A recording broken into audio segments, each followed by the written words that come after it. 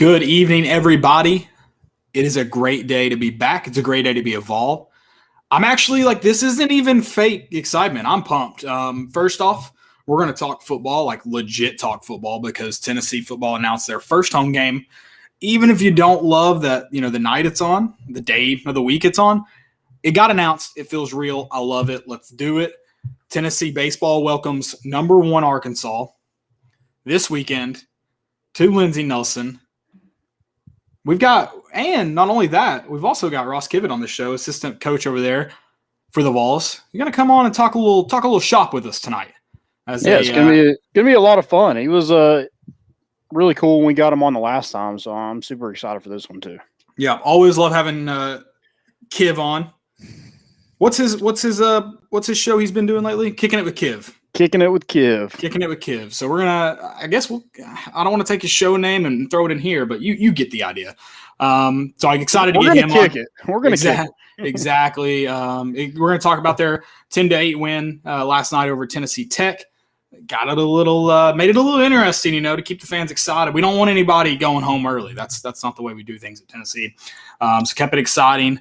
And then obviously, like I said, talk about this exciting matchup, exciting series. Checker Lindsey Nelson, 100% capacity. It's weird that we're cheering that's a thing, but that's, I guess, the new normal. And so we'll be talking about all that with him. Can't wait. Tennessee got another commit on Sunday right after we got off the show. We did do a little short episode for you guys if you saw that on Facebook or YouTube. Actually, I'm still working it on YouTube. Listen, we may or may not have stolen some music and gotten in trouble for it. I cannot confirm nor deny that. So still working on the whole YouTube sitch, but it was up on Facebook. Gotta go to court. yeah. Gotta do our time. We got some good lawyers. Don't worry.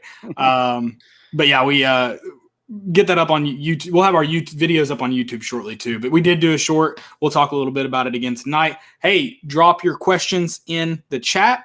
Tell us where you're listening from. I know we got people from all across Tennessee, not just Tennessee, but also the United States. So big geography, guys. Tell us where you're listening from. Love geography. Also go check out our sponsors, Tennessee Tap House, Hound Dogs, and Blue Water Climate Control. They do a great job of making this show possible. So go check them out. And also here's a quick word from our good friends at Blue Water Climate Control. Blue Water Climate Control. From heating and AC installation and repair, commercial or residential, when you choose Blue Water Climate Control, we offer solutions, not a sales pitch. Blue Water Climate Control. Veteran-owned, superior service. All right, guys. It is Wednesday, May 12th. Let's get this show rolling. I'll see you on the other side. Like a Thursday night kind of feeling. We'll talk about it. Under the lights. Balls are back. Yeah, they had us the first half. I'm not going to lie. Oh, could be Wayne. I think I got my swagger back. Oh. I love it, baby. Them orange britches. Something about them orange britches. Tennessee wins. Spotted by Tennessee to one Jennings. Jennings makes the catch. We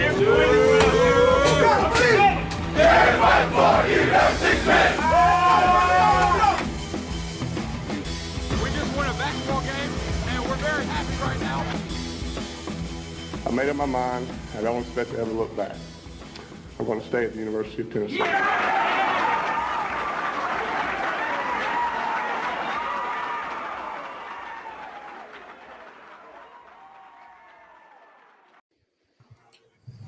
Reddit did to do, and welcome into More Important Issues. It is Wednesday, May 12th. I'm just excited to be a Vol, and it feels like the first time forever. I'm actually watching Tennessee softball right now in the first round against Texas A&M of the SEC tournament. They had a tough inning in the top of the fifth, and got out of some trouble. And so they're battling right now in the first round. Feels good to be a Tennessee Vol. Football I haven't watched the latest episode of The Juice, and I'm still talked into a lot of wins. So I don't know what's going to happen when I watch this next episode. You're going undefeated, right? Oh, for sure. And we were a little harsh on Danny White. I think rightfully so. I don't know. I think there's some people that are unfairly harsh on him. I think there's some people who are maybe giving him the benefit of the doubt, which I'm not saying is a bad thing. And then some people who, I think we were fair. I think we were fair when we talked. Yeah, I agree. But, I think he kind of made the right decision this weekend to open things back up. Oh, there, no doubt about that. So, I mean, maybe he made up for it a little bit. Maybe he kind of hurt us. He's like, man, I need to chill a little bit. I need to do something for the fans instead of barking that they're negative. Right. And I think, too, I think this weekend's kind of a very, very, condensed sample of what happens at Tennessee when you just do the right things, when you put together, a good, consistent program. Because, I'm a big fan of Tony Vitello, and we're a big fan of the staff that they've got over there with Zerker, and then we're gonna have Coach Kivett on later. I'm big fans of them. I'm not gonna hide that. But I say all that to say I think they still have a long ways to go in terms of building the baseball program. But they've done a great job thus far.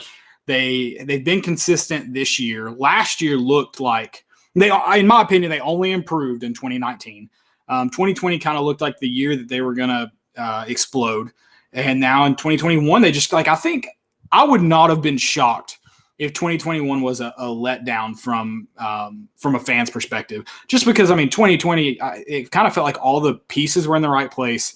And then the first night of SEC play, you were going to get Garrett Crochet back, who last night pitched his first win in the MLB. Everything just felt right. So I expected a letdown this year, but what they've done, and they've done it consistently. And I think we talked about this a few weeks into the season. I think the D1 baseball, all the baseball coverage is waiting for Tennessee to fall apart to be like, told you so. They're not the real deal.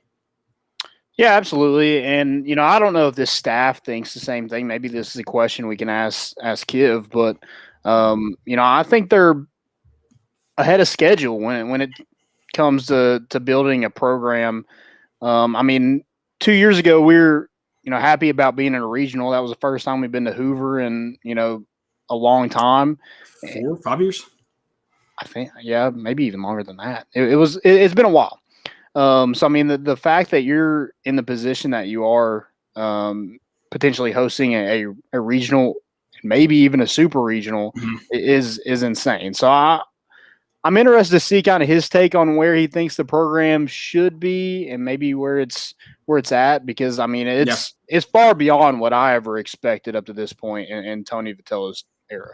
Yeah, and I kind of went into that spiel just to say, I think Lindsey Nelson would have been sold out a long time ago, but to open it up this weekend, obviously it being the number 1 team in the country helps, but I think it just shows you that when you build this stuff at Tennessee, you don't the Butch Jones era felt like a lot of begging the fans to be excited, begging the fans to be involved. And it's no, you just play well. You just bring good opponents. And the fans will show up. There's no doubt about that. Because do you sell out, Tennessee Tech last night if you open it up to 100%? Probably not. The only reason I say probably not, most years I'd say no. The only reason I say probably not is because there's fans craving Tennessee baseball right now. So if they had opened it up last night completely, there's a chance. But, yeah, and the students are gone too. So that has something to do with it also. So but in a normal year, you don't sell out Tech. It's just the way it goes. But this year's different. But all in all, to say this is the same for Tennessee, and we can segue this into Thursday night because a lot of people are calling it a gimmick. I just don't think it's a gimmick. But if you put a good product on the field, if you playing winning football and winning football are not necessarily the same thing. You can kind of, obviously one has to come later if you want to call it winning football. But if you go play competitive, it doesn't help if it's against Bowling Green. But if you go play competitive, if you show, the fans will come. So this does kind of suck for Josh Heupel because he hasn't even gotten to put his bid in yet. So it does seem gimmicky. But all in all, it's just, Tennessee fans show up on a Thursday night if they believe if they believe Tennessee's good, if they believe it's worth watching. Yeah, and I hate the gimmick thing because everything new is considered a gimmick. Right. Literally everything new is to bring exposure, which is basically the definition of a gimmick. I'm going to go off on another rant, but real quick, checker kneeling's not a gimmick. It wasn't Butch Jones' idea. It's not a gimmick. It was a fan thing. Shut the hell up. It's not a gimmick. Right. It's a little annoying because it's associated with Butch Jones, so we should get rid of it. So we shouldn't like Josh Dobbs. We shouldn't like Derek Barnett. Hell, he brought in Trey Smith. We should hate him because Butch Jones brought him in. So hold on. There are some Tennessee fans. Did you see during the draft there are some Tennessee fans that obviously don't like Trey Smith? So pump the brakes there. It's ridiculous. Yeah, it is a little annoying to see that because that was the one thing I always said about like checker kneeling. It was the fan thing. So to see like the university, the athletic department, the baseball program, like being like, we're going to do that this weekend. That's like, it's usually not how it works. But maybe, like, I feel like the only way the school could achieve it is if they hand out t-shirts like they did for basketball.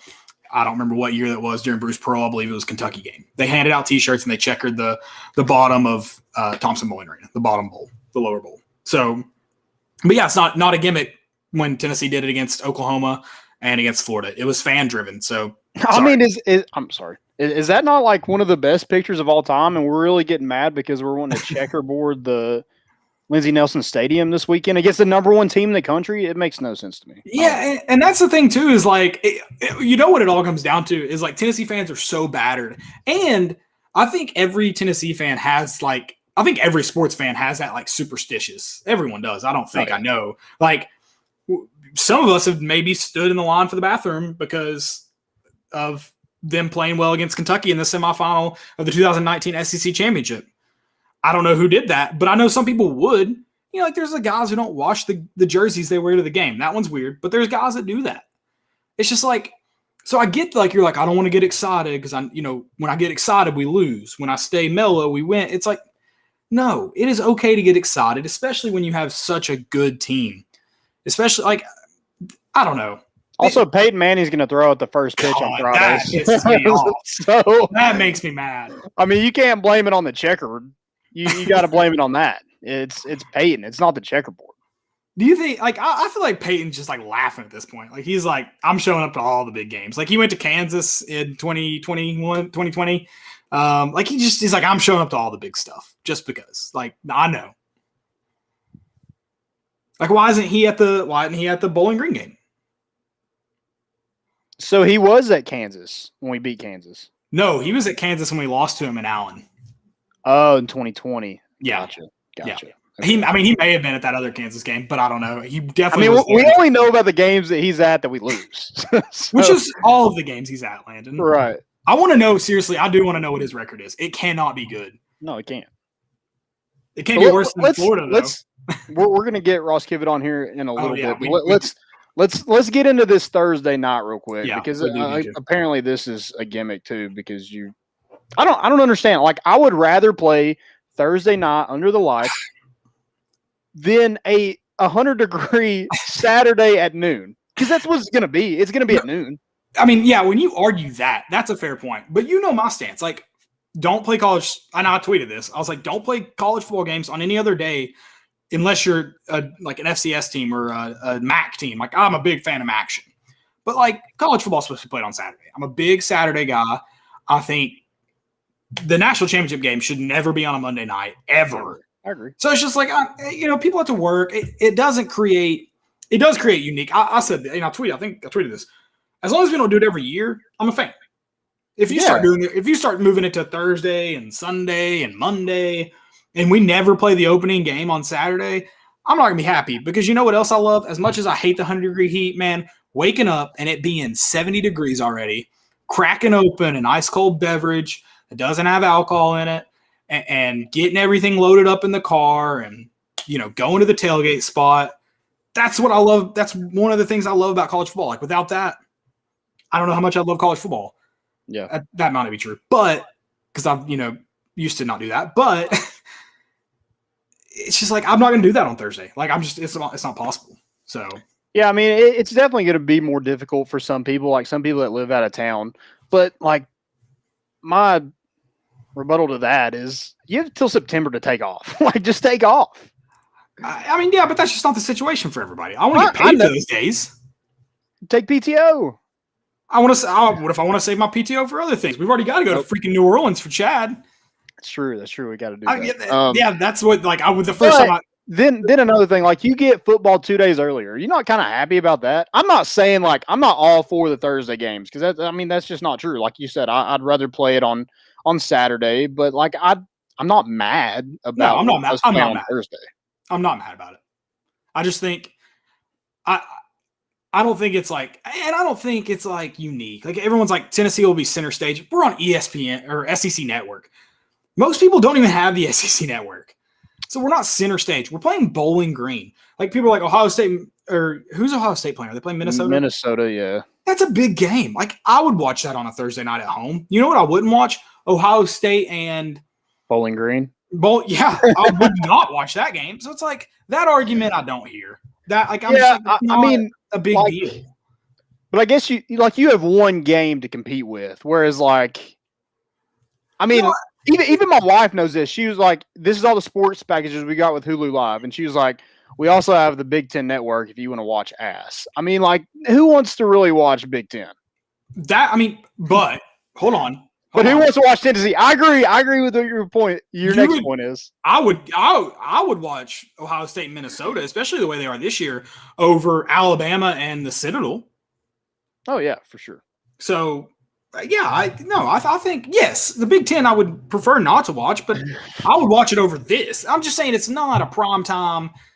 Like, yeah, people I think are not going to more of exposure for, like, recruits. Like, if they're wanting to play in the SEC, I mean, like on Saturday, are they going to watch Tennessee over Georgia or Alabama? Probably not. But, I mean, could they maybe tune into Tennessee and see what they're about? You know, maybe that's – I don't know. We don't want recruits to watch. We want them to show up blind and just hope for the best. That's the key. Yeah. They cannot be watching right now. I'll watch the orange and white game. They cannot be watching. They're watching on offense. Hopefully. Offensive players can watch. Defense, no. No, it's just I do find it weird that like I'm curious what so all this stuff probably took place, at least started taking place before Danny White was even the AD. But I've got to imagine he had to like give the final okay, right? Or that can't be completely out of his hands. Yeah, I mean like it's cool to have a for sure night game because like you just don't know if Tennessee's going to have a night game. They want to put us at 3:30. Okay, first off, we're playing Kentucky at 7 p.m. on the coldest day in November. There's no doubt. Doesn't matter if it's in Lexington or Neyland. Like we're playing them on the coldest day in November at night. That's guaranteed. It's a lock. You can do it right now. No, the last Kentucky game was during the day. It was at like noon. Yeah, that was in October. It was in the weird time of the year. Like it was in COVID. That doesn't count. You can't count anything from COVID. I'm not mad about it. I don't like it is what it is. No, I'm not mad. But what I was gonna say about Danny White is and again, both of them like he did not put into motion. He just kind of had to finalize everything. But now he's playing Charlotte, playing West Virginia at a neutral site game, and he's opening on a Thursday night against Bowling Green. Those are two strange things, and they're his first big announcements as the AD, besides asking fans for more money. Yeah. I don't know. We'll see how it goes. I mean, if you go out there and lose, that looks terrible. If you lose to Bowling Green, just mail it in. Like, suspend everyone. It's done. Get to basketball season and call it a day. Yeah, you can't lose to Bowling Green. That's not an option. I'm cool with that. Yeah, but we are. Hey, that's a great point. What you said about we are now 2 days closer to football. I definitely will not complain about that. Exactly. And a lot of people are just happy to be back in the stadium. A lot of people haven't been there since 2019. So yeah, and that's going to be the case for a lot of people.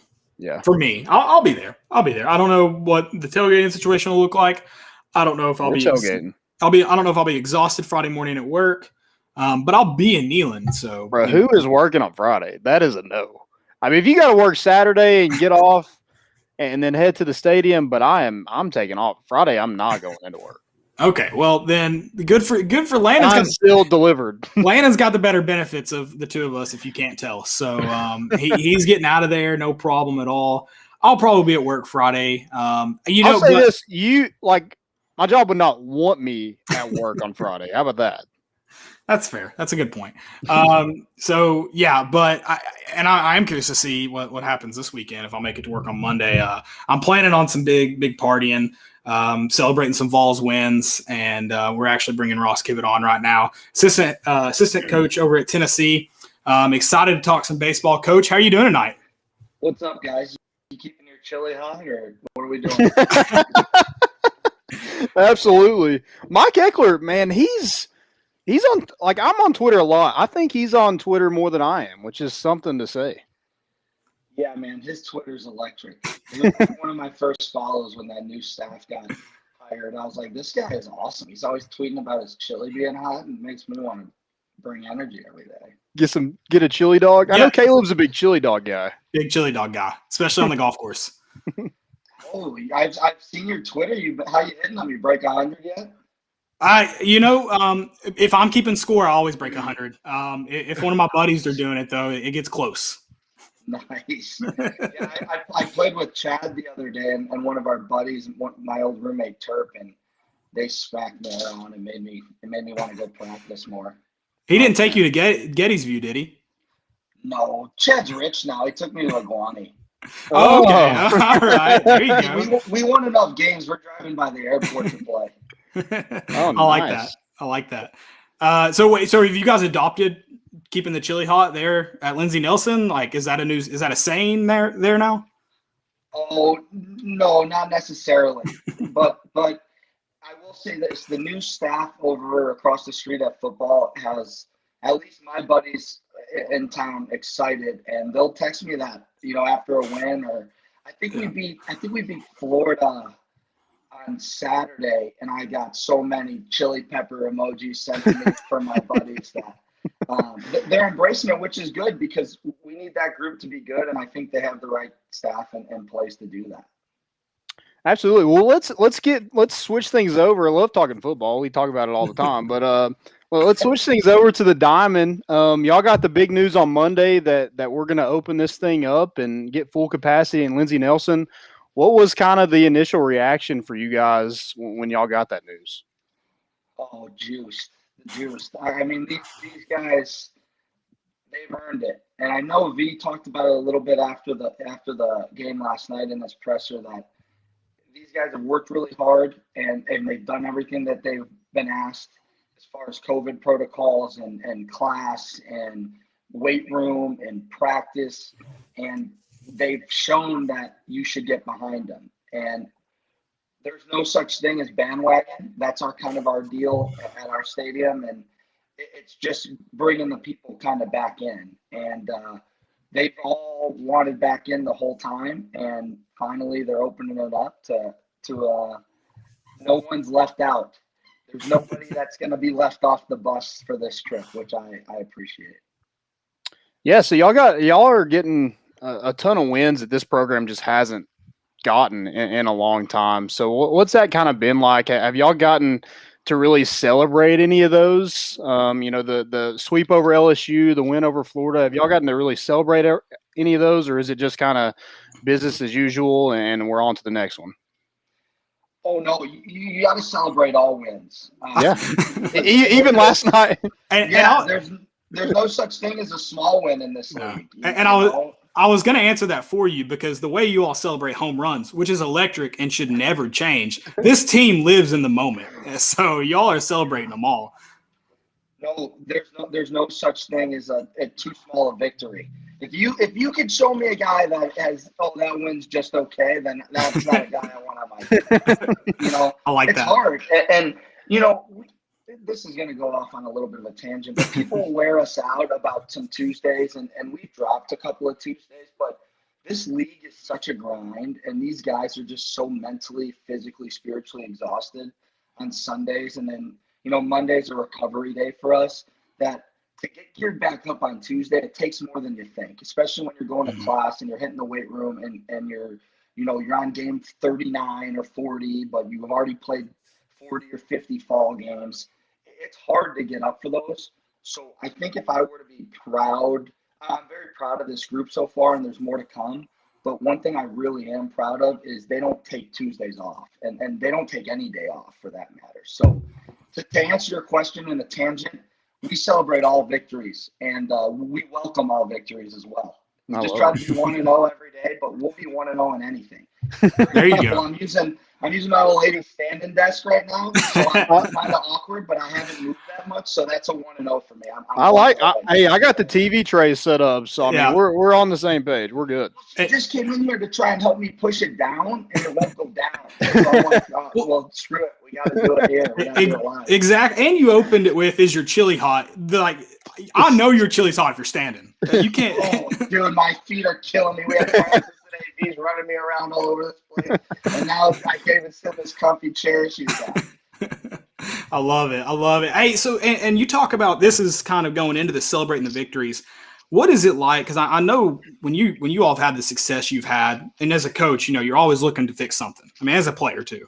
How has that approach been when you're like, yeah, with these things that we're tweaking are small, thankfully. That's a good thing. But how do you kind of go in with that mentality, especially you're playing the number one team in the nation this week? What's that process been like to get things fixed and tweaked and while still recognizing the success you've had? Very self-focused players. And that, let's not get that twisted. That doesn't mean selfish. That means self-focused on how to improve every day, and gritty guys that want to do better at all times. And that makes it easy to motivate. I mean, you don't really have to motivate this group. They know what a good work day is and feels like, and the perspective from the coaches. And we don't need to tell them what it is. They know what it is. So as far as tweaks, we worked on some picks and we worked on some bunt coverages, and V will hammer out some approach, especially early in the year. I mean, we'll do some defense stuff, some infield work, but we're not making drastic pitching changes or mechanical changes during the year. We're doing a lot of it is just kind of preparing for whatever that opponent is that weekend or that Tuesday or Wednesday or whenever we play. And so it's really kind of guys getting in there and just being so bored with their routine because they've done it so much. And that's really all it is. So sorry to cut you off, and to just kind of jump on to the second half of that question. This league, like I said, this is a man's league. You play so many good teams, and it's every weekend. And even if their record doesn't show it, there's so many good players in this league and draft picks and big leaguers that you don't take a weekend off ever. So we respect Arkansas because we respect all opponents. Right. We don't fear. You can't fear anybody. Mm-hmm. This team is well put together, especially offensively. They have really good pieces on the front end of their rotation. They have, arguably the best reliever in the entire conference. They're well coached. It's going to be an awesome task. But if you're not competitive and don't get fired up, especially with 100% capacity, then you're not playing for the right head coach. And that chili's never getting hot if it ain't hot this weekend. It ain't happening. If you're not full chili peppers right now, I don't even know what he says. Honestly, right before I jumped on this, he tweeted they were playing Rocky Top after 6, and I got geared up. I love it. Oh, yeah, there's never a dull moment with Eckler. I actually sat right in front of him for a game, and I was talking to him a little bit, and I was like, just what do you think about Knoxville? And he's like, oh, dude. And he went in this huge tangent on like how much he loves Knoxville because it's got so much stuff about it. I mean, he's just electric 24/7. Like, it's just not on Twitter. It's actually in person too. It's not phony, right? Like, right. I haven't got to meet him yet, but I think when I do, I'm going to want to, play again. I'm going to just quit this job and try to play independently. You got some football eligibility left? No. You could play linebacker. I play hockey. Okay, all right. So you know how to put on some pads. You could play some linebacker. We need all we can get right now. Remember when I talked about the fear thing? I would have a lot of fear. I can't even pretend. Evan Russell's a guy you might want to line up at linebacker. He's built like he's kind of cut off. Yeah, little chiseled, little. I don't even know what a linebacker is supposed to look like. His chili's hot. Oh, Well, come on now. The 3 homer games, he's getting pretty juiced, isn't he, after he hits Oh home my plate? gosh, I love it. I love Hey, the double dance that he does on second base. Hey, I'll tell you what, that kid's creative, and he's been creative since we got here, and that's kind of what's gotten him into the lineup. He's just a winner. He kind of knows how to get in there, and even he always talks about, oh, I don't have the most talent, I can't do this. Like, come on, man, you can hit the ball 430 feet. Like, not everyone in the country can do that. So At 5'11", like 175. Yeah, I'm gonna cut him off right there, and I'm gonna have to kill the narrative of he's not. He's a talentless guy we just grabbed off the streets. He's a plus defender. He has really good instincts, and he can hit the ball a long way. He's a really good player. And like I said, he's creative. He always finds ways to kind of gain an edge on his opponent, whether it be in a fall game or whether it be a Tuesday or playing a future top 2 pick in the draft. I mean, the guy's just. And I don't know why people keep testing him in left field to run home. It just seems like a bad idea, but people just keep on doing it. There are situations where you have to be aggressive, especially who's on the bump for us or how the weekend's kind of gone. And there's times in the game where you can be a little over aggressive. He's just not a guy that you want to do it. And there's guys in our league. I mean, Coach Elander will tell you he runs the third base as well as anyone in this league. And there's some guys that can really throw. And you know what? I got caught this past weekend at Missouri. I thought V might fire me. I got caught testing the right fielder, telling Rucker to tag up there in a pretty big spot, and he got thrown out. So I took my lashings and I had to walk out. It was my fault. That kid can throw it. And like I said, don't look at records in this league. Don't look at records. There's too many good players. Yeah, Kiefer played a heck of a series against Tennessee this weekend. He's a really good player. And, you talk about this is a man's league. I mean, I think the beginning of last weekend we looked and LSU was in the bottom 4, and they have as much talent as anybody. I mean, they're young, but yeah, they have as much talent as anybody in this league. No disrespect to anyone on our team or anyone that we've played. They have arguably the best 2 freshmen in the entire country, not just the league. I mean, Cruz and Morgan. You start a team with those 2 guys, you're gonna have a fun 3 years because they ain't staying there for 4. Oh yeah. They're as good as they come, and we knew that it was young when we got them, and they played us tough. They'll be a reckon here coming up the next 2 weeks and then into the tournament. So that's definitely a scouting report that we have adjusted since we played them. Coach McCann, our scouting, and myself. So Frank will have fun if we run into those guys in Hoover. Yeah. So speaking of during scouting and things like that, when y'all sit down in the off season and y'all look at what you have and things like that, did you ever think like we'd be sitting here in May, maybe, full capacity for one, and then, potentially hosting a regional and a super regional at that? I'm going to say no because of the question, but let me move on, or let me kind of expand on that. No, because I didn't know if we'd play 56 games. Right. I didn't know with the protocols if we'd have enough guys to play every game. I didn't know that if there'd be a vaccine. I didn't know if there would be restrictions to fans or family or players or roster size. And I didn't know what we really had coming back as far as are these guys going to be able to take that next step without a true fall and true summer? Are our freshmen going to be able to adjust without taking that summer course and getting that college life out of the way before they have to really start competing in the fall, which then helps them in the spring? I didn't know any of that. And none of us did. No team in the country did. But everyone on paper, you think, man, this team's loaded. Well, every team's loaded because you got everybody back. Right. So for us to be standing where we are right now, we're not the tallest, guy in the bunch right now. You're tied for the tallest, but you can get your legs taken out pretty easy. So I did like how competitive the group we brought back on paper was. I did like the experience because the positions that we are experienced is important. Catcher, outfield with Russell, bullpen with Hunley and Redmond, and a few others like Sewell. And then I did like the starting pitcher with Chad Dallas. It's hard to not root for that guy. Plus, I'm a little biased because I work with him every day, but that infield ain't too shabby as well. With Luke Lipsius being the oldest guy in that group, but a veteran whose brother was really talented, and he's got more power than him, and he's starting to really get going. So I thought on paper we'd be pretty good, but you never know with what the world was going through. Right. So you're kind of like the defensive coordinator, if you will. I'll see you directing traffic in the dugout. So kind of talk about that experience of that infield. Since I'm standing, I can do this. Yeah. I'm trying to earn my per diem, moving guys over. It's a bunch of wash because half the time I'm putting Gilbert in the wrong spot and he's making me look good.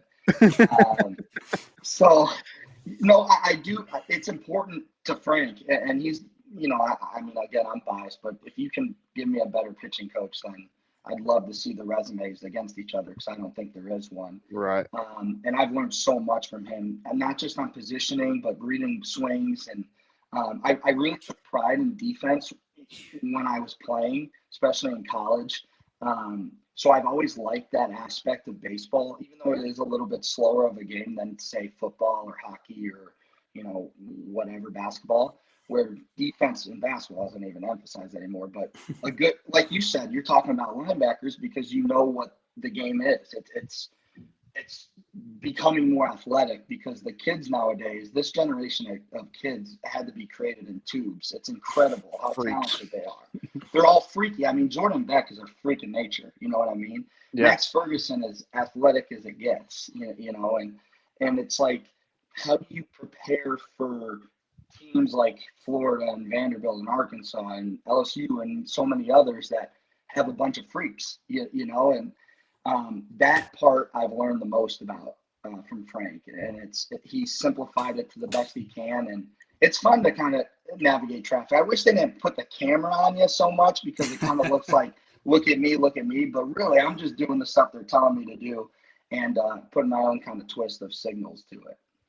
So with that infield, what how does that experience and just having so many veterans with that group of guys, what does that do for a team like this?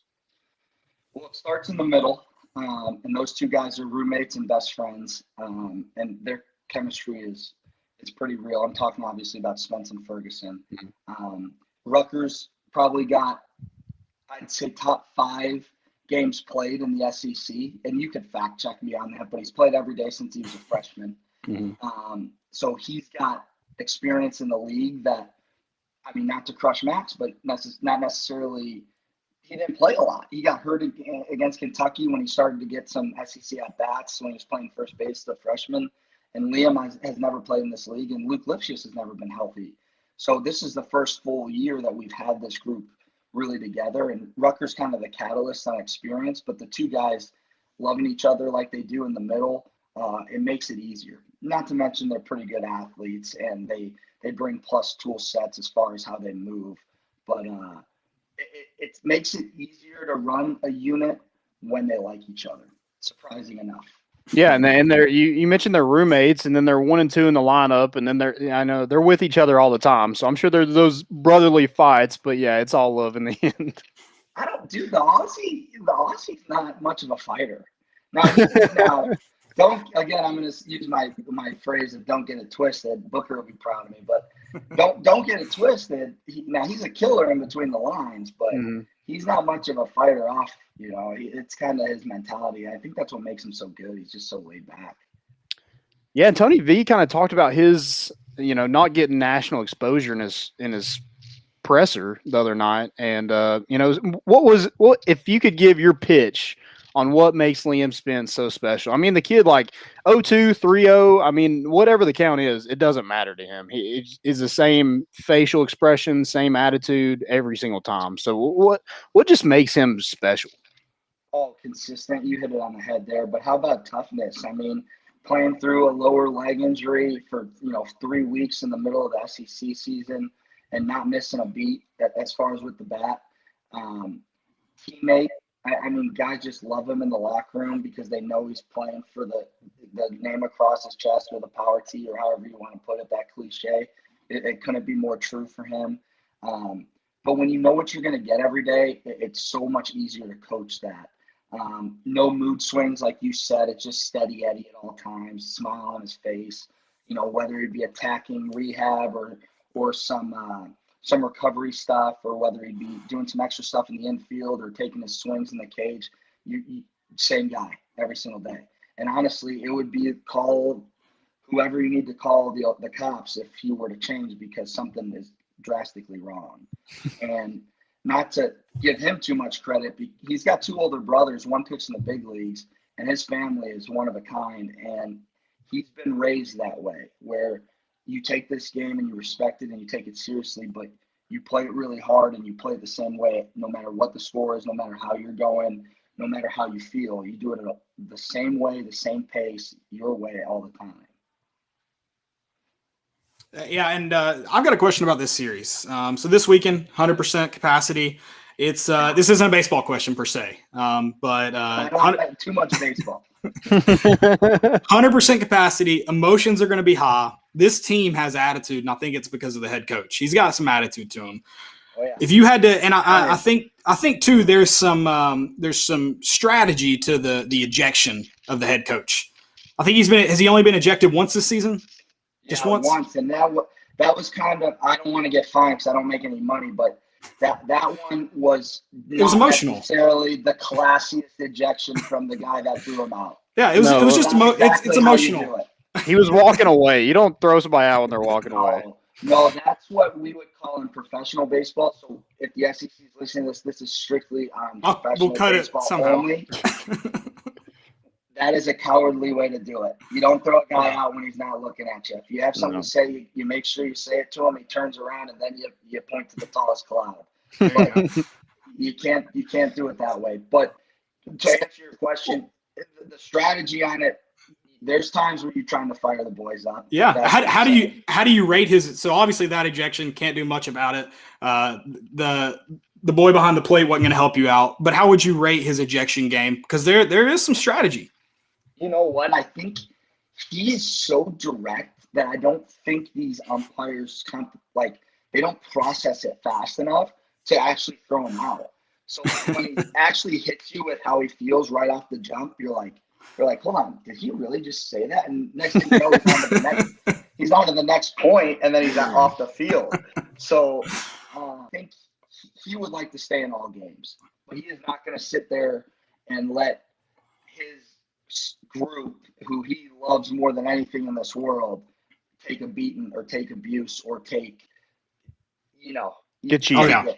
Yeah, he ain't taking it. Is what I'm trying to say. Yeah, and that's why I think the fans have gravitated to this team for 2 reasons. One, you guys are winning. Everyone loves the winners. 2, the attitude. I think if you take the wins away and the attitude's still there, the fans are loving it. It just seems like it emulates this fan base. And me and Landon have speculated. We're like, it just looks like Tony V's group out there. Like it looks like, and the whole coaching staff. Like it just looks like your all's personalities. It's a fun group to watch, man.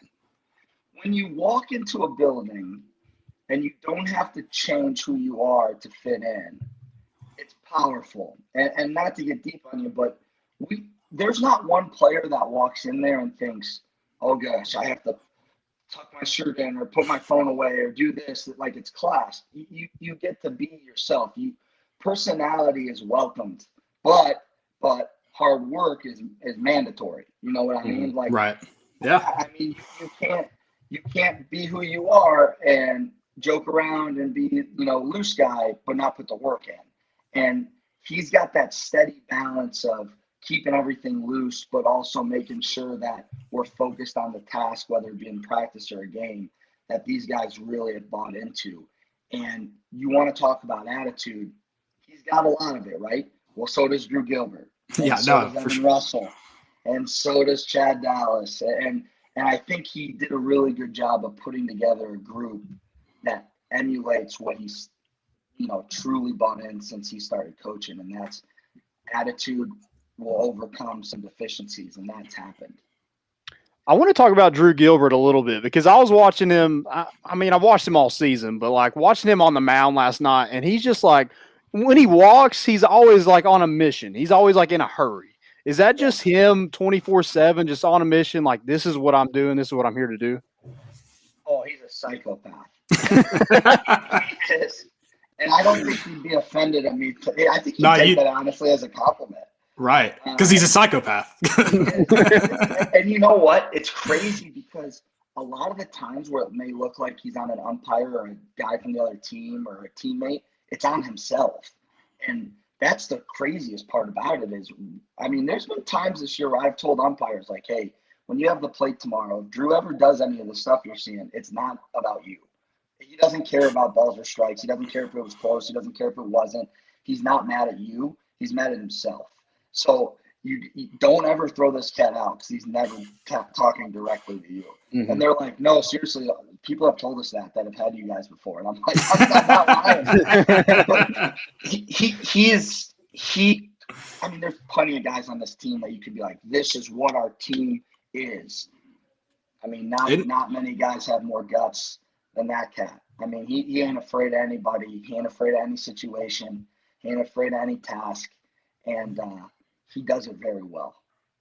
Yeah, you talked about, you've told me a couple of times that he's just built different. And I read up on him a little bit, from high school when he, led his team to a state championship and he actually signed with Oregon State. What was that kind of like to get him to Knoxville? You know what? I'll get in trouble for this one. I'll tell you the story. I don't know if we're allowed to talk about it, but when he decommitted, we got a text in our coaches thread that said, the program changer is loose. And we're like, what the heck does that mean? Well, that was coming from 22. That was coming from Vitello. And we're like, okay, well, what do you got? He goes, I'm on the phone with Drew Gilbert, a left-handed pitcher, left-handed hitter from Minnesota, Stillwater, Minnesota. He isn't going to Oregon State anymore. And we're going to get him. And I said, well, I mean, it's in the middle of the summer. I'm like, do we have any room for him? He goes, well, we're going to get him, whatever it takes. And I think him and his family felt that. And we don't treat anybody with favoritism. We really don't. Everyone is equal in this program, which is probably why we start the most walk-on players in the entire country, because you earn your playing time and everything, like I said earlier, that you get, you have earned. And Drew Gilbert has gotten everything that he's earned, but I will never forget the text message that came in. And it was like 11 p.m. And it was like the next 3 texts were like, Chad, find a way to get this official set up. We need a flight. If I need to fly and pick him up and drive him back, I'll drive him back. Like it was an intense few hours where I didn't go to bed that night till probably 2:30 because we were setting up his official. And honestly, I was nervous during it. And I'm never nervous around the players, but I knew 22 wanted it so bad and he wanted him so bad that I was like, man, we gotta blow it out. And I probably stumbled my words like I've done on here a few times. His mom probably fact-checked me on a few of my stories from one of my playing days. But at the end of the day, him, like so many others, they made the right choice, and they've really helped build this to what it should be. Yeah, I just love his attitude. And, like you mentioned, he's not afraid of anything. That showed in that LSU series. The kid, no matter what opposing pitcher, you don't want Drew Gilbert to come to bat. And that goes for a lot of people in this lineup. You look 1 through 9. I mean, it'd be hard to intentionally walk somebody because the next person could go yard at any point. So, that's what makes this team so fun to watch throughout this entire season. What are y'all kind of looking forward to this weekend? And obviously full capacity, but like as far as an atmosphere and what you're getting with Arkansas, what are you guys kind of looking for? Hey, that was going to be my answers. We're just happy to see everybody again. I mean, there's been some people that have been with us since we were shooting in the gym, and we were only a 12-win SEC team that haven't been able to get into the stadium, whether it be because of restrictions or maybe they weren't feeling too comfortable with it and they missed out on some season tickets or tickets in general. And that's the text that we're getting is, hey, we're back, and they feel like they're part of this ride. And our guys feel that. I think what I'm most excited about is this isn't the first big crowd of the year anymore.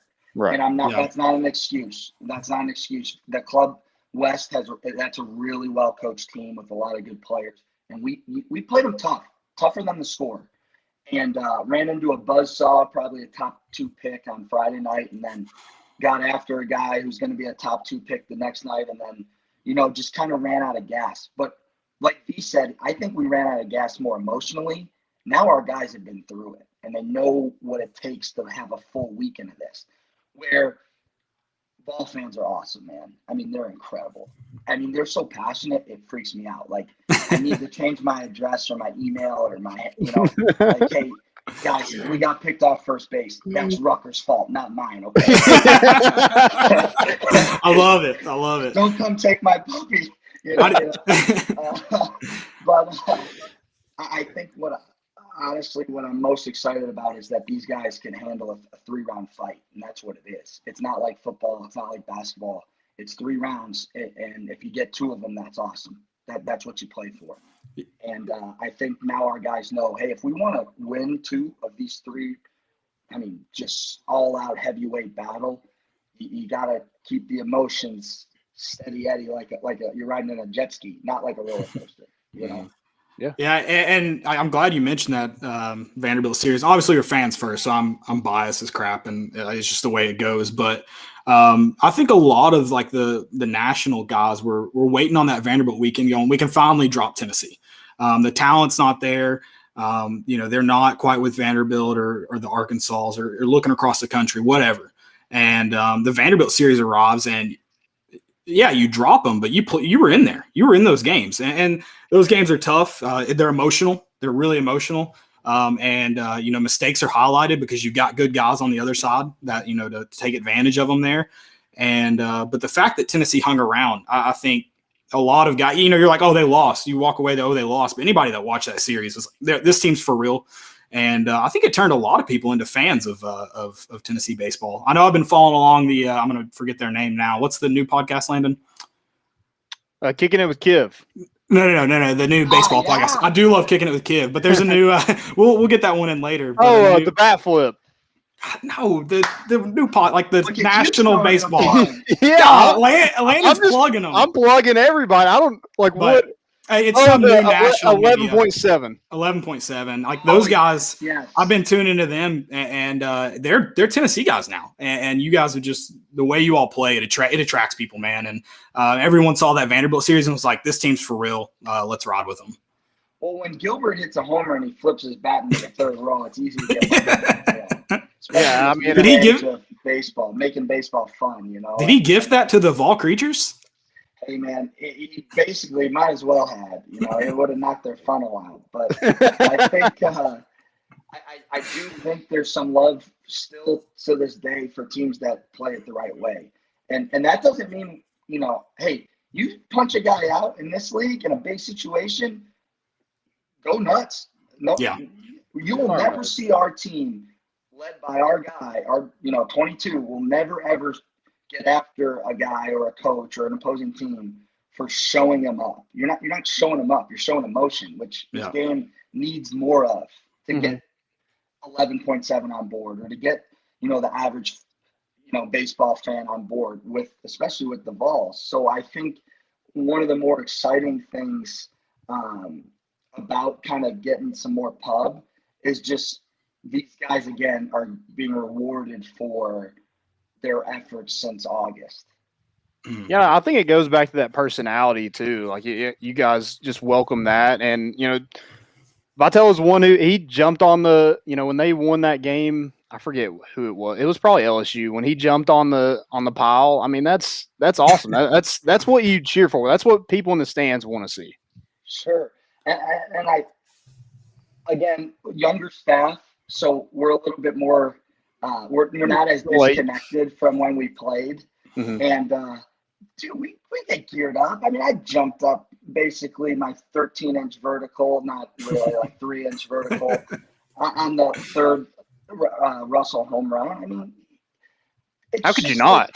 I mean, when you put in, and you guys know because you're doing this podcast and it's really good, and you're doing it twice a week, and your show prep is so much, and you guys are talking to each other constantly about how you got to do a perfect show, and you finally go in and you hit a perfect show, and Eckler's chili's hot, and he's texting about it, and he's like, I love those guys that have more important issues. It feels good. So when you watch Evan Russell on a Monday go in there and hit off a tee for 35 minutes and then get a set on the spin ball machine, or he he dials up on our one machine what the pitcher will be on Friday, and he takes the guy deep after a full week of practice in a Tuesday game, you get juice for him, man. I mean, if you don't, then why am I in this business? And you want to see the kids succeed.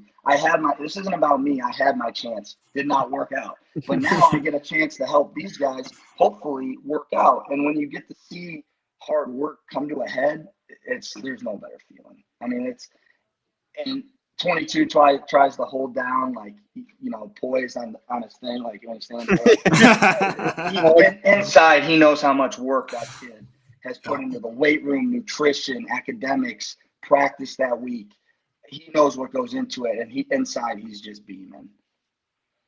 And I hate to kind of flip to. I mean, obviously, you keep bragging on them because the team's been amazing this year. But we want all fans, all players, all coaches. They want the big celebration. They want the Omaha.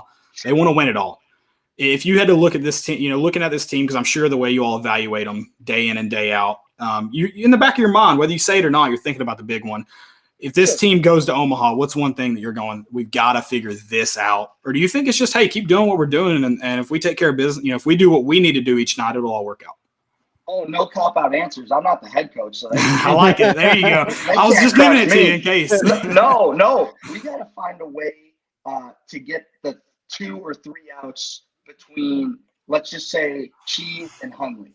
Who's going to come in with the runner at first and get that out? Who's going to come in and get that lefty out?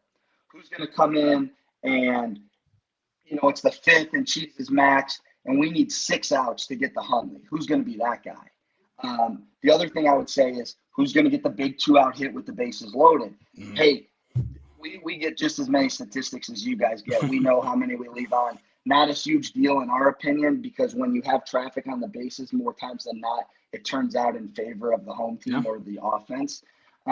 But there's going to be a big moment with 2 outs and the bases loaded, which has happened already, which we are more than prepared for because we've worked on it now in game and in practice, where someone's going to flat bat a ball into a gap, and it's going to be a huge moment for this university. But who's going to be that guy would be my question. Other than that, I think just continuing to throw strikes and play defense always gives you a chance. If you could play catch, you have a chance all the time. You don't need to hit 4 home runs in a game. That has been proven. Chad has given up 4 solo homers in a game, and we've won that game. So for us, I think it's who's going to be kind of that bridge guy. And there's definitely some candidates. They just have to prove it. And what better time than this weekend or over the next 2 or 3 weeks? And then who's going to be the big hit? We've had some big hits, sure. But who's going to be the big hit with the bases loaded, down 2 and 2 outs? Who's going to be that guy? And I'm more excited than nervous about it. I'm more excited to see who it's going to be. Yeah, absolutely. I mean, when you have a lineup that's hitting the ball like they are right now, I mean, it's definitely exciting. Preparing for Arkansas, and you mentioned that you don't really tweak a lot of things. But like, how do you, Tennessee they can hit bombs. They can hit home runs with the best of them, but they also can play small ball, steal some bases. I know looking at Arkansas, they hit a ton of home runs, not a lot of sack bunts, but Tennessee can do both those things. So how do you play a team like an Arkansas that doesn't like to play a small ball, or do you just stay to your own and just play that way? See, that's the thing is, that meme with the Spider-Man that points at the other Spider-Man? This matchup is more like that offensively than one might think on the outside. They might not bunt a lot, but they'll move some guys, and they'll swing behind the movement, like hit and run or run and hit. Yeah. And they'll play some first to third, and sure, we might bunt more than the next guy, but we set up some first and thirds, first and second swing aways. I mean, there's opportunities that we passed on bunting for a big hit, just like Arkansas will. So offensively, they're a wrecking. I mean, they're a good team. They have a lot of really good players, some that were recruited by Coach Vitello. So I think when you're looking at their offense as a whole, you have to treat each guy as an individual threat, and then it's risk reward. Who would you rather pitch to in this situation? How is Frank going to mix speeds? How's Cheese going to attack the inside part of the zone when the wind might be blowing out with, no fear, I'm going in there and getting the thumb. That's something that we've definitely looked at over the last 24 hours, and we'll continue to do so until we put together the final report at 5 tomorrow. I think that they have a really talented player in their 3-hole who's probably going to be an All-American, who we're going to have to definitely respect. But at the end of the day, they do the Spider-Man meme. They don't stretch the zone, and they'll take their walks just like the Vols will. So you got to throw more strikes.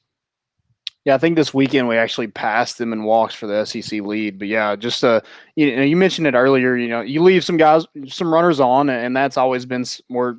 Somebody might poke at you guys, but you're putting them on. So I mean, that's half the battle at that point. I love that you called me out. I'm stupid. I don't know, and I've said it. But I've also, to be fair, I've always said I'm definitely nitpicking. You can't. First off, the guys are on base. You can't complain there. I'm not even calling you out. I have 3 or 4 other names in my. No, I'm just kidding.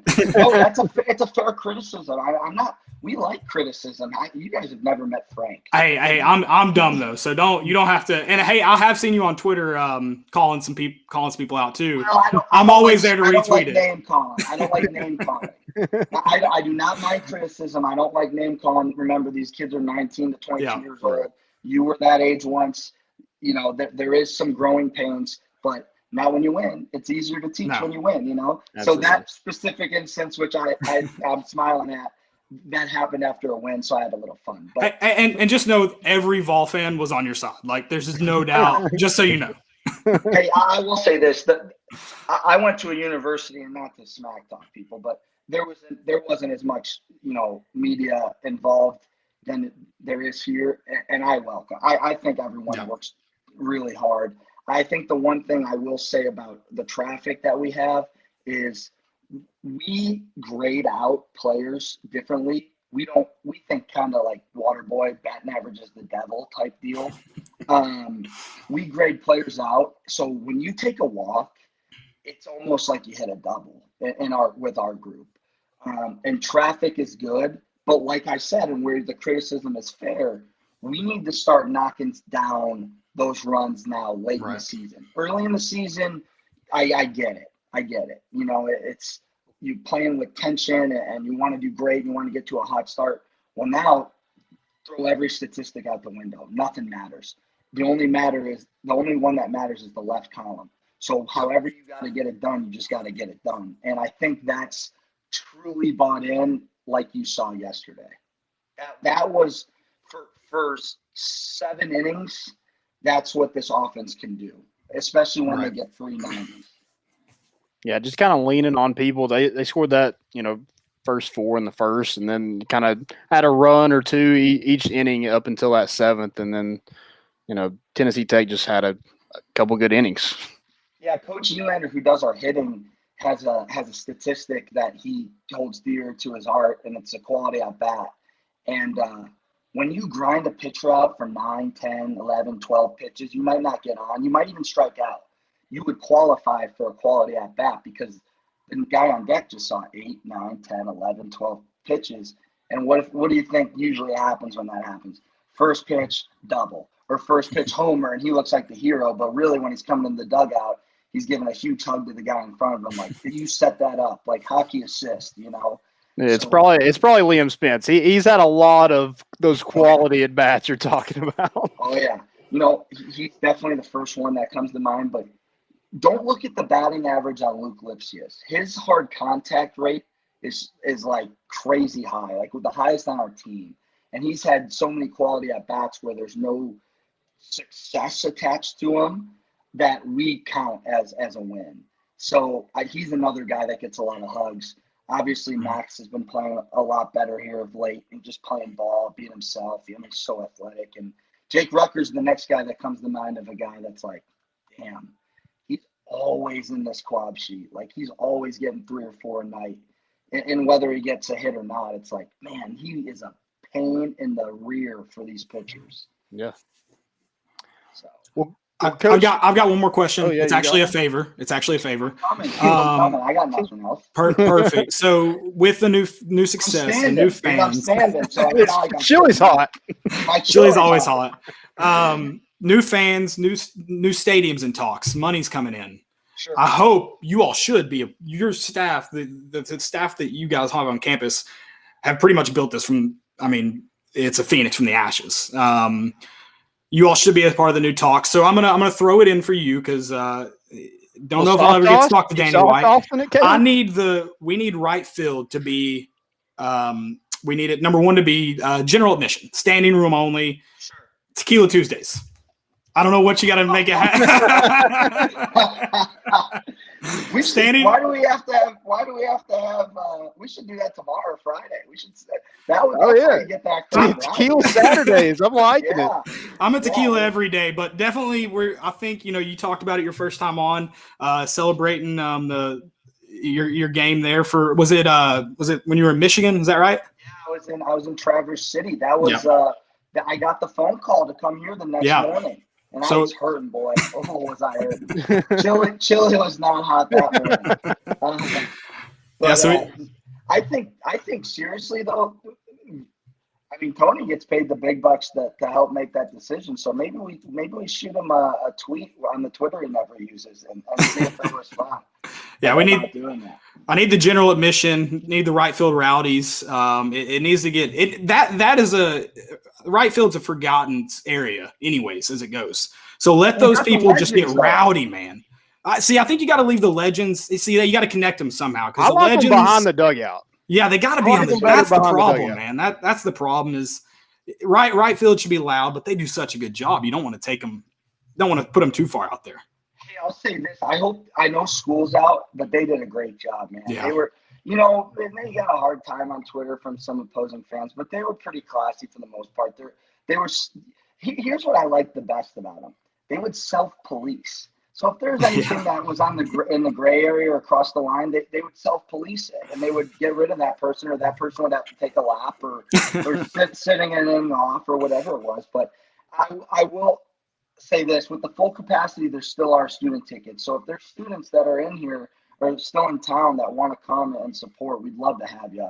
If you've never been to a baseball game, it'd be a great weekend to kind of get your feet wet, so to say. And then hopefully in June, first week of June, there's also an opportunity for you to come. But there's no such thing as too late to the party, right? 100%. Especially if the party's still going. So if the party's hot, you might as well jump in. You never know what you're going to, fall into. So for me, I think, I think we have 200 student tickets that are going to go to students only. So use them. Come, bring your friends. If you're from Chattanooga or Johnson City or 45 minutes away, get in the car and do it. You could stay at Gilbert's house. I like it. You probably love it. No, I think too with the capacity thing, just because I'm thinking about it and I have ADD, is this will be the first time this organization or this program since 2005 has felt the energy that Vol Nation can bring. And that's not a diss at Vol Nation that we haven't deserved it, the first 3 years, because like you said, winning brings out some different creatures and so does playing the right way. And I think there's definitely a good mix of both where you are not wasting your time coming out on Friday night. You're just not. Yeah, I think 2020 probably would have been, having that success in 2019 really kind of perked people's ears up. Sure. But then I think 2020 6 lefty throwing 100 would that have jumped out of the yeah, that probably would have helped out a little bit. That would have probably got some people. Man, he would have ruined some, like the mix of Garrett Crochet and the legends. They would have ruined some people's careers. Like there's no doubt in my mind. I mean, Trey Morgan is one of the best players in this country, and they ruined him that weekend. Yeah. Except for, I think he had a good day on Sunday. But. Yeah, he ended up getting a couple of hits the next day. But I will say this: they definitely were in there because, obviously I'm standing right next to the first baseman, and you'll see the guys that are starting to crack, and I'll go say something to the runner, and they'll mention it to me. And I'm trying to be cordial. I'm still a coach. I'm like, just don't let it get to you. I'm walking back like, man, keep going. You got them. You got them. They're in their head. You're getting them. Maybe they'll strike out with guys in second and third and 1 out and give Heflin a shot. The next pitch. So I think what's great is about coming on here. Besides, you guys are so welcoming. Is I've literally mentioned probably 8 or 9 players, and I haven't even really mentioned any of the pitchers. We could have gone an hour on this group. And I think a lot of that has to do with how talented they are, one, but just how they've come together in such a short time I say short time. With protocol, we were super strict on protocol. So guys weren't getting team meals. Guys weren't able to share locker rooms, or they had separate areas. They couldn't even get dressed at the field. They were fighting protocols the whole time. And for them to be able to still come together as a group, especially, through unbelievable adversity that this country's gone through, and I'm not underselling the pandemic or saying that baseball is more important, so don't get that twisted the third time. But Noted. It's pretty nice to see these guys, and boy, do they make it fun to come to work. Boy, do they. I'm actually excited to get to work tomorrow. Yeah, absolutely. We're excited earlier. Yeah. Class. Maybe Coach V will let me hit 9 after practice. There you go. So I can beat you. That I was gonna say that too before you hopped off. I've played in tournaments. I've seen Zerk, and we never played together, so we'll have to get a group together and play. And Iguani eats me up, man. I feel like we're gonna have to find another place in Knoxville.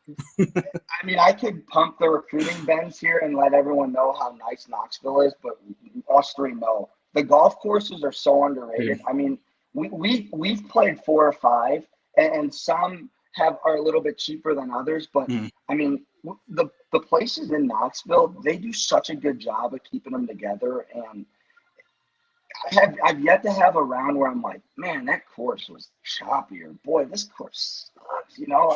I'm like, man, this is brutal. I'm like, man, right. Iguani, I'm about to shoot 112. This is the most fun I've had in so long. Or even like going west to like a Dead Horse, or Springs. I mean, anywhere you play here, you're going to have a good round, which I appreciate. My dad likes it for too sure. when he visits.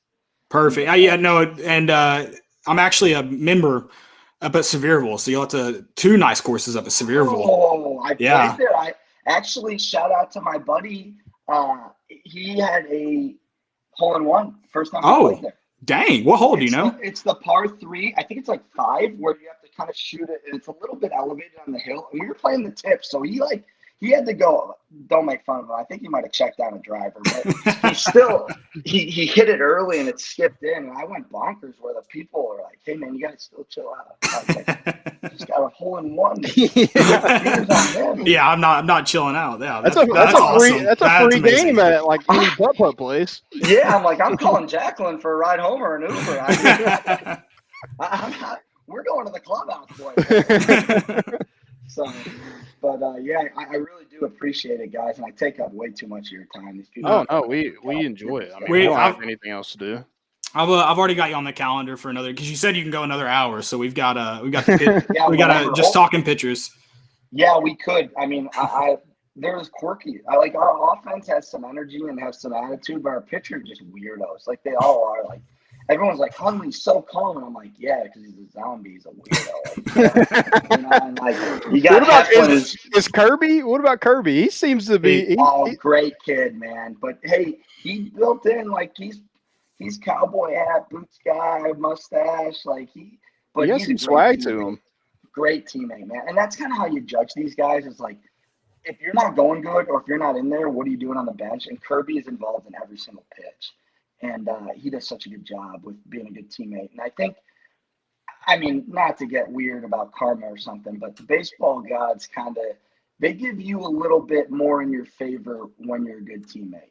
And Kirby's definitely reaping some of those benefits. Yeah, when he break, yes, last night, my group couldn't freaking catch it and throw it over there. So we'll address that in the morning when they're buying me breakfast. We when Kirby went, and I forget, it might have been Florida, when he went and beat the first base coach to the baseball down the line.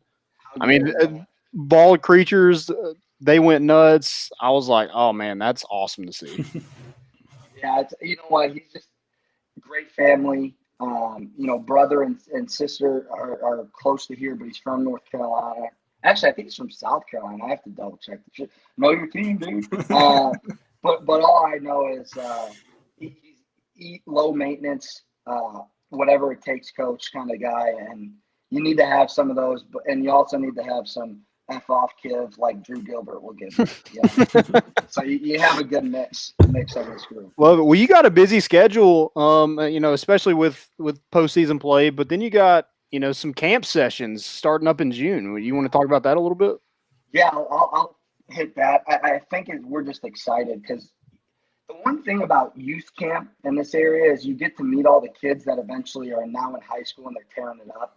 I mean, I'm a senior here, guys. This is year 4. So some of the kids that I had in youth camp are like players of the year and the local Knoxville High School League. And I'm like, This is insane. I'm so old. But so we'll start camps in June. So our prospect camps start June 14th. Hopefully we're still playing, but we'll still run them. The NCAA dead period ends June 1st for everybody. However, for baseball, it's still dead.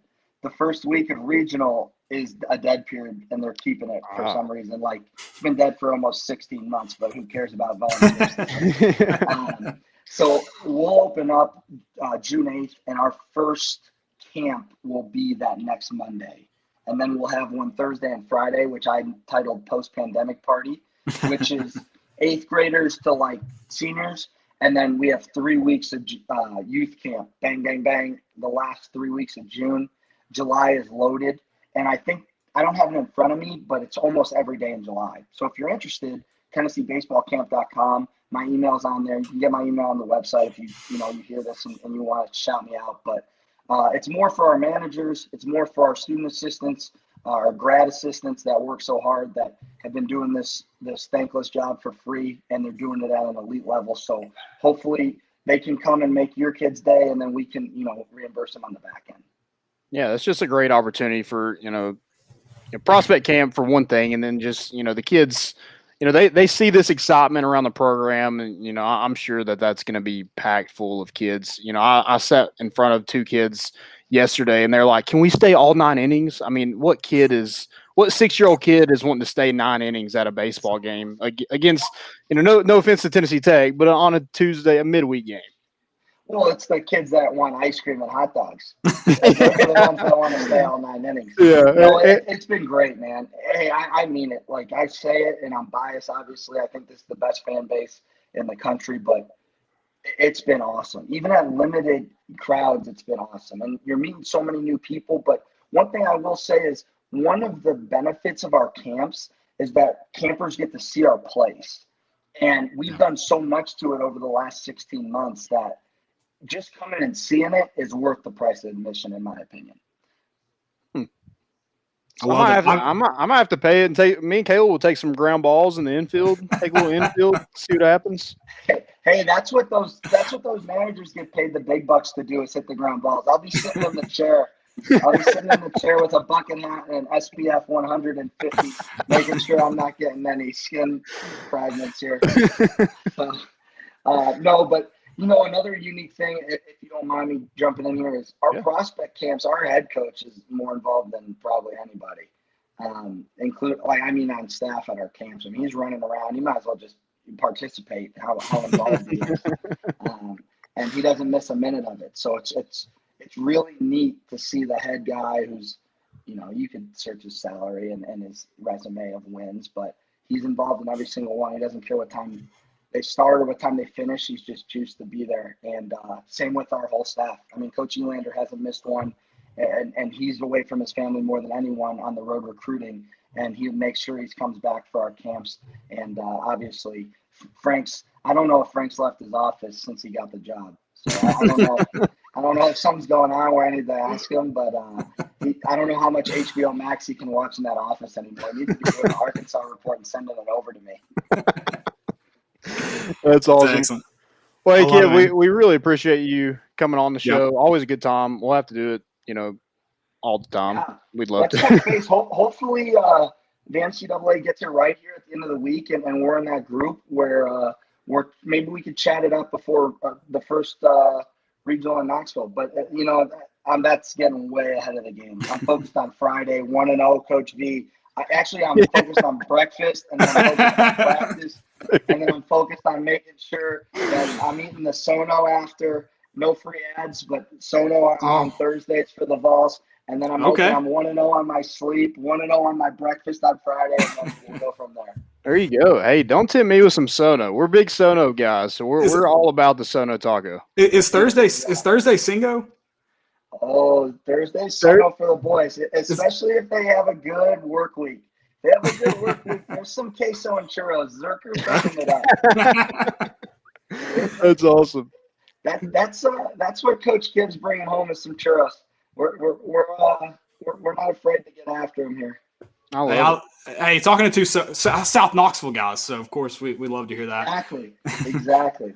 So, all right, boys. Well, you be good. Let me know if you need anything else, and would love to come on before, like I said, that first week in June. Hopefully, it's a fun weekend this weekend. And remember to tell the Vol Nation that it's a 3-round fight, not just one. That's right. Fight. So got to keep your chili hot for 3 rounds. Hey, you got to have that chili hot for 3 rounds. Tell Coach Eckler I expect him to be in the first row, face painted, whatever the checkerboard is on Saturday, and ready to get after it. It's going to be a fun one. Hey, bunch of big leaguers going to be playing on this tour here this weekend. So enjoy it. I'm sure the scout section will be filled up.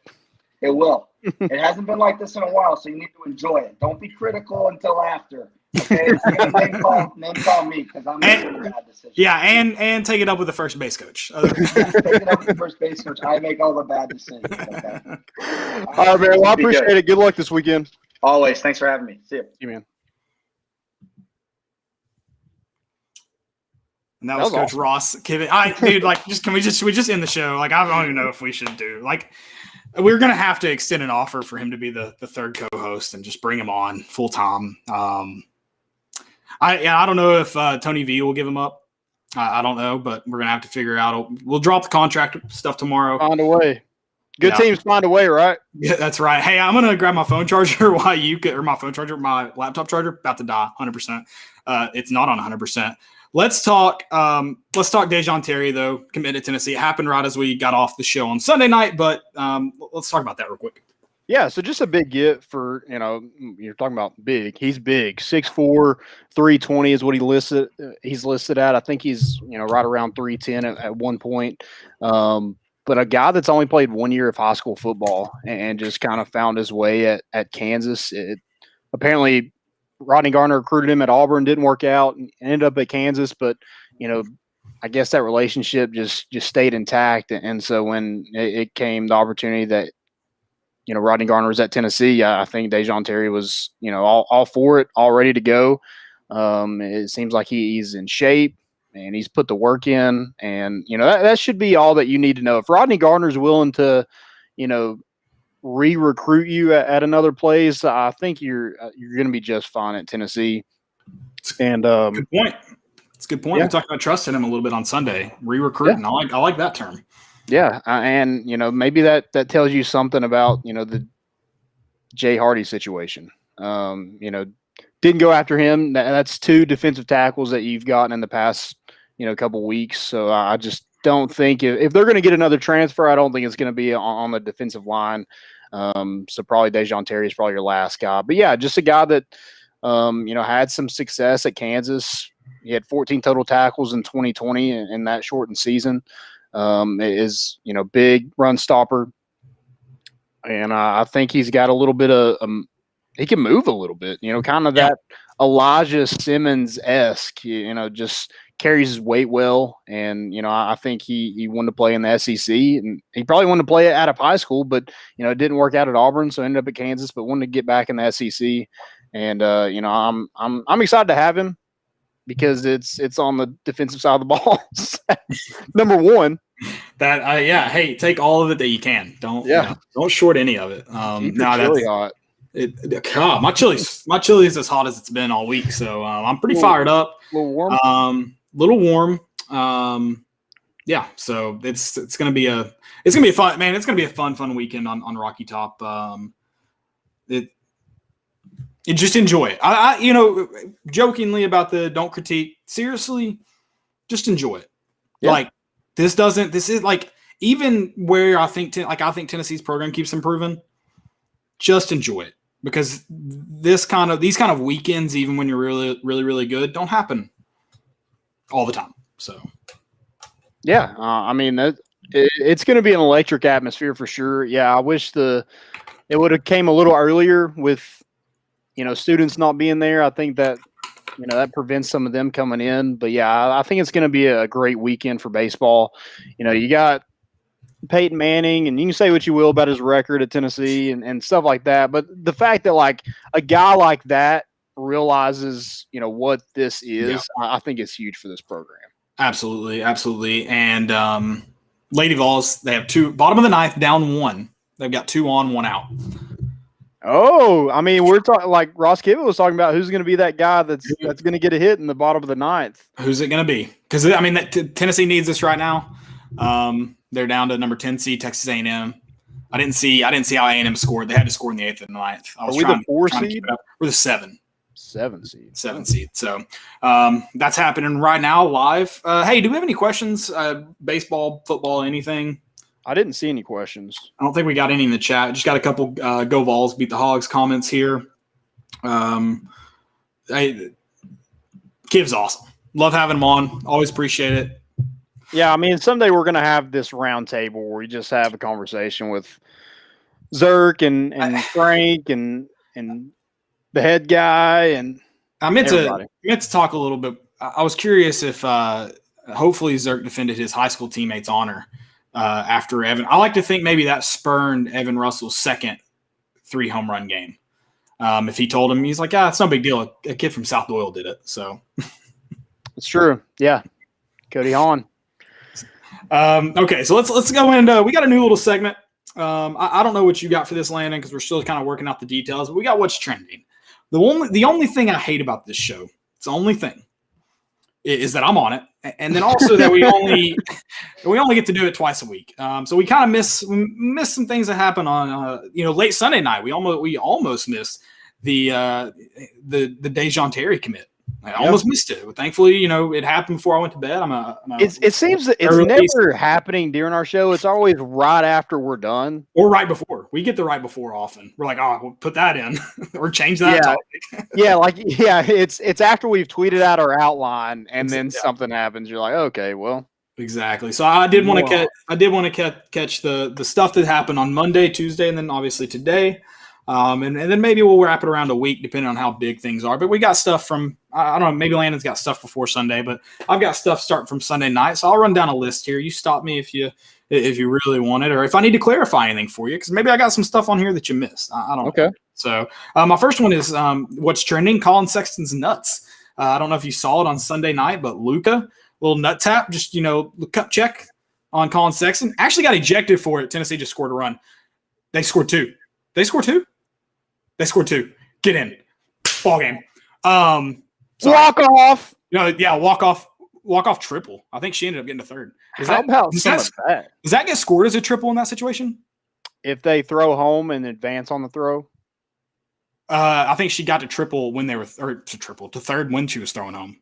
So she got to third. So does that get scored as a triple? Usually it'll probably be as a double and advanced on the throw. Gotcha. But anyways, Colin Sexton got a cup check from Luka. Did you hear Luka afterwards? No, I did not. Luka, he was like, I didn't mean to, but on video it definitely looks like I mean to. I was like, at least you're honest. Yeah, he meant to. All right. I look pretty guilty. He's like, that wasn't. I love that's the kind of person that's like, I didn't rob that bank, but that dude does look like me. That's like a. So it's you. That's like a what's that show with Jake Peralta? Brooklyn Nine-Nine. Yeah, that's something like a bad guy in that show would say. Exactly. My next one's Murder Tiger. Knoxville's Tiger has moved a little bit farther south to Houston. Tiger was loose in Houston, neighborhood in Houston. And so I assume you heard about that story, correct? Yes, I have. Yes. Turns out the owner was out on bond for first-degree murder charges. So good for him. Probably shouldn't have had a deadly tiger. I don't know. His chili was hot. His chili had to be hot. I've got my next one. I've got Medina Spirit on drugs. Have you kept up with this saga? Because on Sunday night it was that horse did not do drugs. Monday morning it was the trainer the groomer that groomed the horse that morning had cough syrup, and he peed on the hay, and the horse ate the hay with cough syrup. That's why he tested positive. And then either late last night or this morning, Bob Baffert was like, yeah, no, I definitely gave that horse a shot that had steroids in it. So it's just like been a roller coaster of Medina Spirit doing drugs. God. Yeah. That's rough. I've got a few more. Do you have any trending topics there on Twitter, Facebook? Any of those? Yeah, I mean, some of them don't have to do with sports, but That's fine. Chick-fil-A's, they're running out of sauce. Is that real? I don't know, but the Chick-fil-A Can you not Greenville, just make more? I don't know how that works. But I do have a bone to pick with the Chick-fil-A in Greenville. They only ever give me one sauce. Like I have to remember not to drive off and stay and go, hey, I need more barbecue or Polynesian or whatever I got. Pisses me off. I asked for another one today. I usually just get two. So I always they get just two. give me two. Oh, I'm always like, hey, I need another one. Just in case. You never know when like things get dicey. Yeah. I mean, you go a little bit too much on one bite and you're like, oh man, I need some more. There you go. Do you dip your fries in any kind of sauce from Chick-fil-A? Chick-fil-A. I don't do any other sauce but Chick-fil-A. Okay. Each their own. That's all I need. I used to love Chick-fil-A sauce. I wore out of it. You're not a big mayonnaise guy though, right? But I love Zach sauce, and there's quite a bit of mayonnaise in Zach sauce. I don't hate Zach mayo. sauce slaps. Yes, it does. 100%. Any other trending topics? Rush probes. Valdosta's reconsidering rehiring Rush probes. Or I guess they're reconsidering the firing of Rush probes. Right. Which I need to read it. I mean, he's a terrible person. Don't get me wrong. He had a second family. But, I don't think the reason he got fired was, that big of a deal. I mean, there's a guy in Knoxville that's doing exactly what Rush is doing. But he's just recruiting players and paying for housing and whatnot. So. Are you naming names? I didn't name names. There's probably 8 guys in Knoxville going, how does he? Yeah, I was about to say, you could probably tell who it is and who it's not. But I mean, I didn't name any names because there's probably several guys going, how did he know that? So the shoe fits. I don't know. My next one is the Tyson Fury and Anthony Joshua fight. They are officially fighting on August 14th. Nice. And I think we talked about this the other day, how people get mad about the lightweight and featherweight boxing matches, how they're not fun to watch because people aren't getting hit. Dude, the heavyweights are the most fun boxing matches. It's a slugfest. It is a literal slugfest. It's awesome. So that'll be a fun fight. My next one, kind of a question for you. Who do you want to see as the next A's? Put your favorite city. Nashville. The blank A's. You want to see the Nashville A's? Yeah, I think it'd be cool. I don't want it to be the A's. The A's is a classic. It's synonymous with me. If the team moves, I think they should keep the A's. But if you don't, if you're gonna be A's, that's fine. But don't be green and yellow. Let's get some better colors than green and yellow. So my only argument where I side with you is I like that. Well, that's not true. I was going to say the Nashville colors for all the sports teams are the same, but baseball or football doesn't match soccer and hockey. Soccer and hockey match though. Yeah, I mean, so if you do change it, it has to be yellow and blue, in my opinion. You can't change it and not match those colors. Or do you do red and blue and just have it? No. You have 2 and 2. No, symmetrical. I'm out. Nashville A's. I like the Nashville A's. I'd love for Nashville to get a major league team. I think Charlotte would be cool. I'm a Cubs fan, so I will jump at the first team that lets me. So yeah, I lied. Not the first team. Yeah, I mean, a lot of people were just they like Atlanta because of it's a regional. Yeah, it's close to home. The proximity is close. So I'm wondering if Atlanta loses a lot of fans if they do end up going to Nashville because of.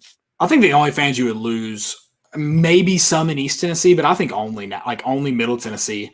And I think I've even heard people say, and this makes sense, Middle Tennessee's kind of split. You have a lot of St. Louis fans, West Tennessee, St. Louis fans, and then East Tennessee, Middle Tennessee are Braves fans. But I mean, you won't. I don't think you might get some Northern Alabama fans at least. But like Northern Alabama or Alabama will probably still be Braves country. Mississippi will still be Braves country. Like you'll still keep a large amount of your fan base, I think. Oh yeah. Like I don't think you would see a big shift. But yeah, Tennessee, there's obviously a lot of Braves fans in Tennessee. Okay, my last one. Trending. This actually happened right before we got on the show. Blake Bortles, Green Bay Packer. Gross. Why did the Packers get another quarterback? Probably because that other one's not going to play for them because they're morons. Yeah, I'd love to talk about that another day. I don't know if we have time. Maybe if we need a spot to fill on Sunday, we can talk about the Green Bay drama. Because I think I want to talk like, does Aaron Rodgers have a reason to be mad? And like I'm kind of split right now, so we don't. Yeah, I mean the Jordan Love thing, that sucks. I don't mean just about that though, but yeah, right. There's a lot more to it than just that. But I would be mad about that. Right. But yeah, also Aaron Rodgers is weird. I mean, he doesn't talk to his family and stuff like that. So I mean, yeah, I love that. Real quick, I love that. Like you mentioned that because it's like, are the Packers calling his bluff? Because the man doesn't talk to his own family. Oh yeah, I mean, don't call his bluff. Right, exactly. Oh, I love that. Okay, so Stupidity is an epidemic. My first one was actually Rush Probst. Well, not Rush Probst, but the school board in that county, Valdosta County, I guess. So I'm going to change mine. Mine is the Oakland Raiders. Two Oakland teams. Nice. Or former, Las Vegas Raiders. Did you see their new addition to Allegiant Stadium? No. It's a club. A strip club. Nice. That would make more sense than this. A club like in the end zone. Like right behind the end zone. Like what kind of club? Like a Las Vegas. Like what you would see in Vegas. It's They're just gonna have EDM music just blasting. Dude, I don't get why would you? Why? It's like we talked about this with Nashville adding the honky tonk to the stadium. Like no one should want to go to a sporting event that's what minor league baseball is for, to go to the sporting event and just drink. Like that's what minor league baseball is all about. Who wants to be minor league baseball? Like as an NFL team or an MLS team, why would you want to be minor league baseball? It just doesn't make sense. Are you admitting that your product's so bad on the field? You better hope hot women come. And that's another thing. Do they really think hot women are going to come to a club at a football stadium? It's going to be all and how much you got to pay to get in this thing? Yeah, but it's going to be all overweight middle-aged men. That's it. Some with their shirts off. She's hot. So it's like it's just so stupid. Like it's going to be like that. I'm trying to think of a bar that's actually, but I don't really know of any. But like it's like a bar, like say, one that you wouldn't take your wife to. Any bar in the old city. And yeah, well, no, but like a girl walks in and all the guys are just like she's fresh meat. Like that's what bar would be like. Most bars in the old city. You haven't even been to most bars in the old city in a long time. What? The first off, the pandemic makes people creepier, not less creepy. So let's stop there. Whatever, Caleb. Do you have a stupidity? Yeah, because you moved to Johnson City instead of staying here with me. I'm just kidding. AJC Sports. God, dude. So, I mean, Cole Brennan passed away, and that sucks. That was heartbreaking. Apparently, he had some issues with, drugs and stuff like that. So, hate that for him and his family. Wish them peace and stuff like that. But why do you name something like this when something so tragic, like a tragedy, happens like this? Why do you think like this had to go up? Like they have quite a bit of followers. They're verified. They got a little check. Like regardless of how tragic, a dude died. Like the headline just never made sense. Yeah, and somebody was like, "Yep, this is gonna get likes." Quarterback Georgia defeated in 2008 Sugar Bowl has died.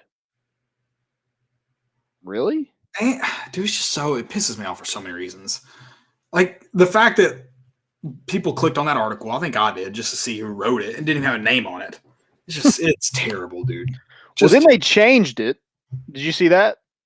Yeah, which quarterback in 2008 Sugar Bowl has died. That's what they changed it to. It legitimately pisses me off. I mean, most said like former Hawaii quarterback Colt Brennan passed away. I mean, like, there's so many ways that you could say that where it's not. Yeah, like you said, so many ways, and you chose that one. It's unbelievable. Unbelievable. Oh, I forgot about another trending thing that Tennessee officially took over North Carolina. Yeah, we did. Nice. I forgot about that one too. That was awesome. My family is actually coming in for my sister's wedding on Friday, so shout out to her. She's getting married. Good for Congrats. her. Yeah. More importantly, I'm in it, so I'm a part of it. So, but my family's coming in from North Carolina, so I can't wait to just be like, "Hey, I own you. Welcome to Tennessee forever." Yeah, you never have to leave. Yeah, congrats. Congratulations. Guys, this has been, I told you when I got on, like I knew this was going to be an awesome episode. So we appreciate you guys sticking around. We know it was long, but,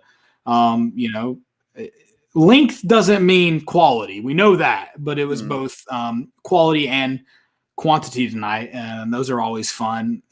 We got to see Tennessee softball win live. So it's just been a great night, and or a great morning, or whenever you listen to this podcast.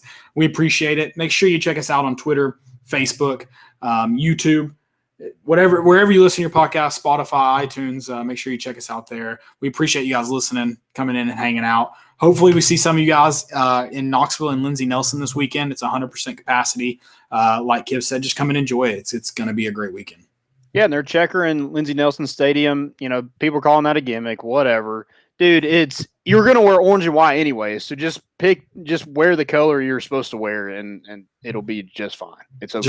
Just have some fun, man. Yeah, just enjoy it. Go support this team, and Ross Kivett and the staff. They've done a great job, and they deserve your applause, your time, and everything like that for this weekend. So they're going to put a great product on the field. I have a good feeling about this weekend. So go show up, be loud, be proud, be evolved. That's all we got. Hey, I'll see you this weekend too. I'll see you this weekend. We're bringing the boat in, and we out.